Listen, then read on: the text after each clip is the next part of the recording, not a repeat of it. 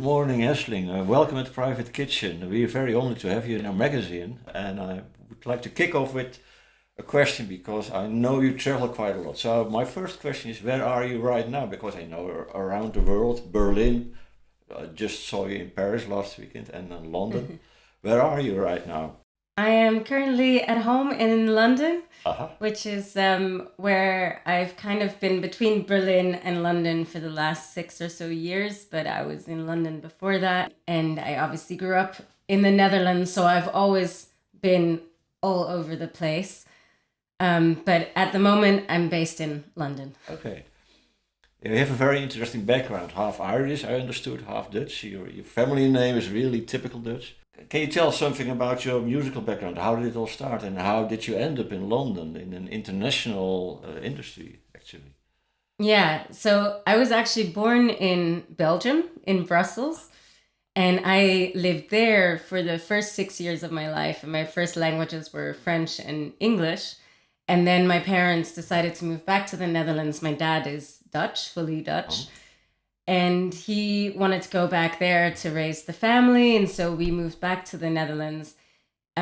But my mom, being Irish, we always kept English as the main language at home. I had to learn Dutch at about the age of 7, 8. I moved into a new school where I spoke absolutely no Dutch, and I was the odd one out who didn't understand anything and kind of had to just pick up the language from there.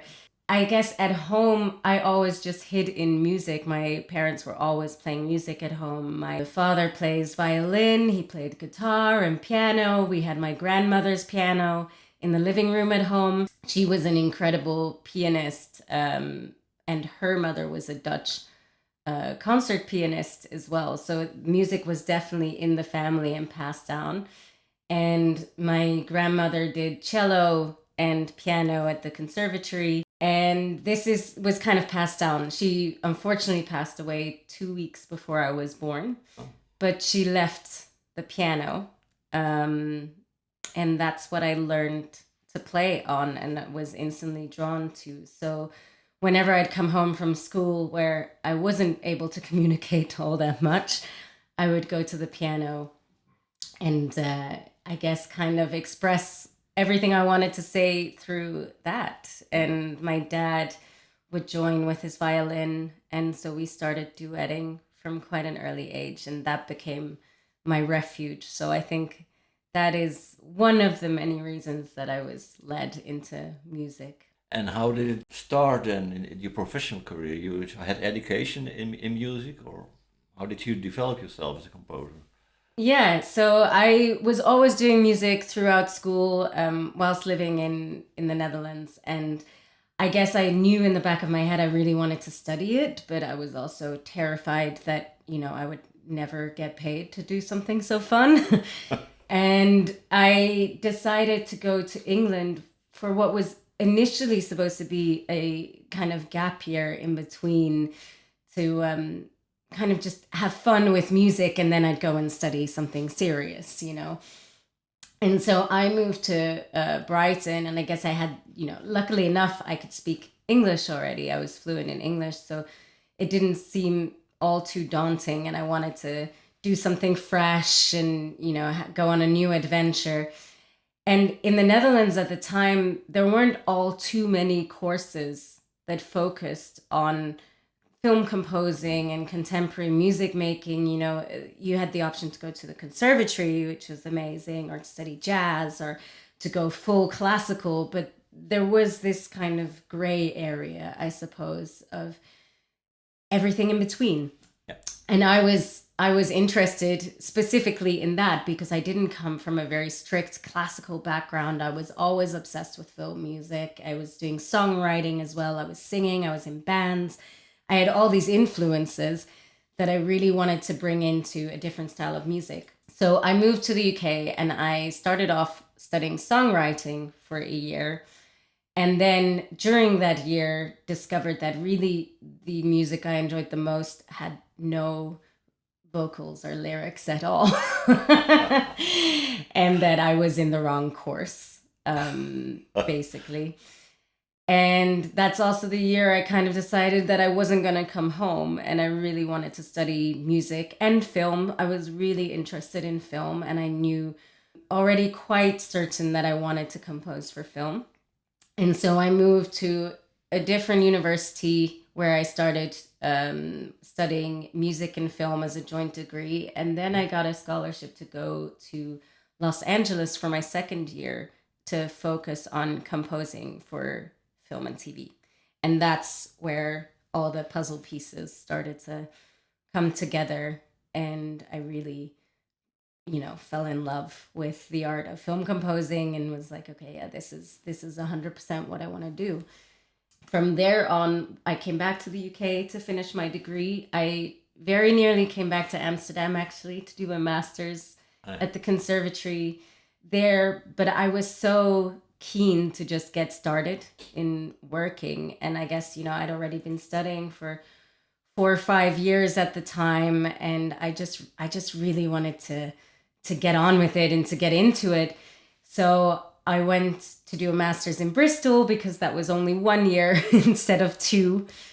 And in the back of my head, I of course thought, okay, if I do the master's in England, then it may be a good footstep into the English industry and to go to London from there. And yeah, I found London a fascinating place. So I harassed a bunch of composers. Well, not properly harassing. I probably can't say that anymore today. Until they would give me a chance, to pitch on something with them or to be able to assist with something. And I was really, really, really lucky that there were some amazing composers in the industry that were willing to just give me a shot and be like, okay, let's see what you got. And that's where the ball started rolling. So you start helping out other composers, assisting them, etc. Yeah, exactly. The classic of doing library music, ghostwriting a bit, assisting other composers, just anything to get experience, interning at various places. I also, experimented with being on the more agency side of things and then realized quite soon that I was never going to be happy if I wasn't the one writing the music instead of handing out the briefs.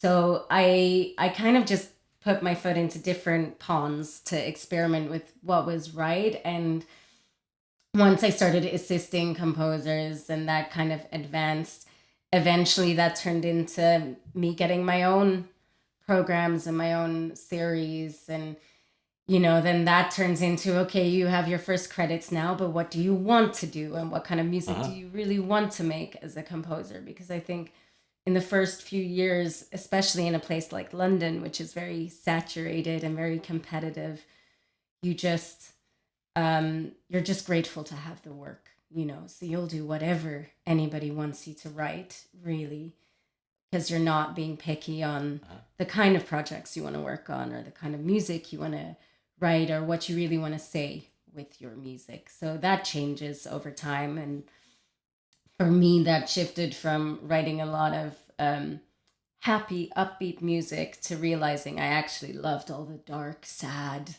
melancholic themes and leaning more into electronic music and bringing back together all those different elements, I guess, from my childhood of having the combination of styles and more contemporary and modern songwriting with more classical elements to it. And that's how it kind of all started to shape together. What was actually your first gigs? Stuff I don't even have up on my website anymore. No, but it's interesting to start. Yeah. I was assisting and writing for, I guess, a production company. And so they would have a team of composers that would help them out on series and that would write with them. And so we were doing stuff like, well, I guess this is, UK TV, but the Big Allotment Challenge, which was for, Channel 4, a gardening program, The Apprentice, for BBC. Then we were doing Anthony Bourdain's cooking show with Nigella Lawson. And, so it was a lot of these kind of programs where I guess the scores for these were, upbeat, orchestral, Okay. intense, dramatic. And so like it was great to learn, because I remember from the first pitch I got was like, okay, so you want to work, so you want to be a composer. I need something for wind quintet by tomorrow. And I was 24 years old or so at the time. I think I was still like working bar shifts on the side. Uh-huh. And I remember just quitting my job there and then being like, I've got to go, and hoping that I wouldn't regret the decision, and walking out and staying up all night and literally just learning how to write for wind quintet. Yeah. I always approach it from a method of saying yes and then figuring out how to do it afterwards. And so I had loads of experience writing for that, but I was so keen and I was so hungry to just, get my foot in the door, and sent off, this piece of music the next day. And luckily he loved it. And then from then on started, getting more and more, and then moved to London. And then, it kind of starts rolling from there. But in a way, that kind of music was very good as experience, because having just come fresh out of university, where you think you know everything because you've studied for 5 years, and then realizing you know absolutely nothing about the actual industry. I honestly can say that I learned more in that first year of just working than most of my time at university, because it's so hands-on and you're just thrown in the deep end, and it's just sink or swim. But I guess, over time, once you've proven that you can do all these versatile styles, and you've taught yourself how to write, as it were, as if you were 20 different composers at the same time, that's when I really started questioning, like, okay, this has been really great to get experience and to learn what I want to do, but, what is me? What is my voice in music? I think that's a really hard thing that most composers have to find at a certain point. It's the hardest thing to understand what it is that you bring to the table. What's your unique flavor of music, as it were. And I think it's something that is constantly developing and forever changing and evolving. But I think I came to the conclusion that I really wanted to incorporate more electronics. I loved going into kind of darker sound worlds, as it were. And so I started doing a lot of short films on the side and documentaries, and I was really drawn to topics that were quite heavy and gritty and raw. And that's where I started to shift away from the more, I guess, upbeat orchestral sound into just kind of more ambient, darker, synthesized sound worlds, where I was almost really stepping away consciously from that. And then, it's still evolving. Now I'm going through a phase where I'm bringing back in a lot more melody than I was 5 years ago, where it was all about beats and production. But that's, that's part of it. You're working with an agent. Yes. That you can discuss with your agent. I want to do more this kind of stuff. And is it something you would discuss with your agent? She's going to look for specific work in that area, that direction. Does it work like that? Yeah, I mean, I'm also very lucky that with my agent Jenna, I've been with her for quite a bit of time. She signed me when I really didn't have all that much experience, but I was very keen and very certain that this is what I was going to do. And we kind of really grew together in that sense, because she's really seen me evolve throughout the various phases. And it is something, sure, that you sit down and you go, look, I would be really keen to do more projects like this, or I don't want to do only these kind of projects. And I think it's very easy to get typecast as a composer. You do one kind of project, and then it's like, and that's kind of what was happening for me already with those very early TV experiences, because then when you're approaching new people and you're talking about your work and you send examples, all of the examples, show that this is what you do. And so I think that's why at a certain point, I almost kind of took everything down to start from scratch because I didn't want people to think of me as the person that does these kind of TV programs, not because there's anything wrong with that. Like it's a, whole industry in itself, and hats off to anyone who's super successful in that area. I just knew that for me personally, I really wanted to delve into the darkness a bit more.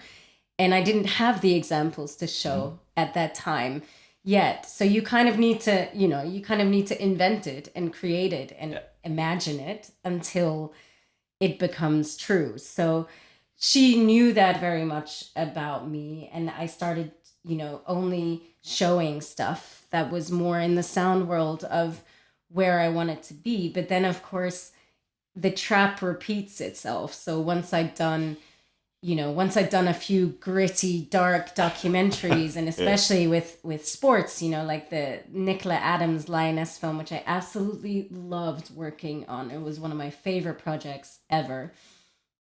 But once I'd done this sports documentary with loads of beats and more electronic integrated tension, I was getting offered only sports documentaries. Then it was like, okay, cool. Well, there's a tennis documentary. There's boxing. There's another, football. There's surfing. And then after a while, I did a few of them and really enjoyed them. But after a while, you go, okay, but I don't only want to do sports either, So, and you kind of get stuck in these little corners. And I think at the moment where I start to feel like it's getting too repetitive, that's when I go, okay, but now I really want to try something completely different. So I think that's why The Buccaneers, the latest project I did with Anna Phoebe, my Ava Waves co-composer and partner, it was so different to everything else I'd been doing because I had been in this dark, dense hole of very depressing subjects, which, I loved kind of sinking into, but it was also incredibly refreshing to then step out of it. And I think as a composer to also remind yourself to stay versatile and not be on loop in terms of style. Have you been working also for Dutch productions in the past, or is it still, because you do a lot of international, not only UK, but also it's quite international. Well, it's a funny thing because I really wanted to, of course, because it's, it's home. But I think at the time you kind of get very integrated in the industry that you're in and the people you're meeting and the collaborations that you have that, are more local. So I guess for some time I felt quite out of touch with the Dutch industry because I felt like I wasn't up to date of what productions were being made. I wasn't watching Dutch television and seeing the Dutch dramas in the same way. I always stayed, a Buma member as the only country I kind of kept as an exception from all the rest because I was very adamant that like, no, I really want to keep that Dutch connection and work in the Dutch industry as well. And over time, like I did some collaborations with Dutch composers, there and wrote for some Dutch adverts and stuff like that. And so definitely a bit, but I think I just very much kind of got slotted into the London industry. So it never overlapped as much as I'd like. And I guess in my head, I hope that if, the projects I would do became international enough that would feed back into the Netherlands anyway. But I tell Jenna like pretty much every year, like I'd really like to do a Dutch project this year. I'd really like to do a Dutch film or a Dutch series. So yeah, it's very much still on my bucket list to do a Dutch cinema film. You're nominated now for the Dutch Buma Music Media Awards for the series for Buccaneers. So who knows what will come out of it? Yeah, I'm curious. It's amazing. I guess that was an example of a project that luckily translated back into Dutch culture. So that was really nice. Okay, thanks a lot for now.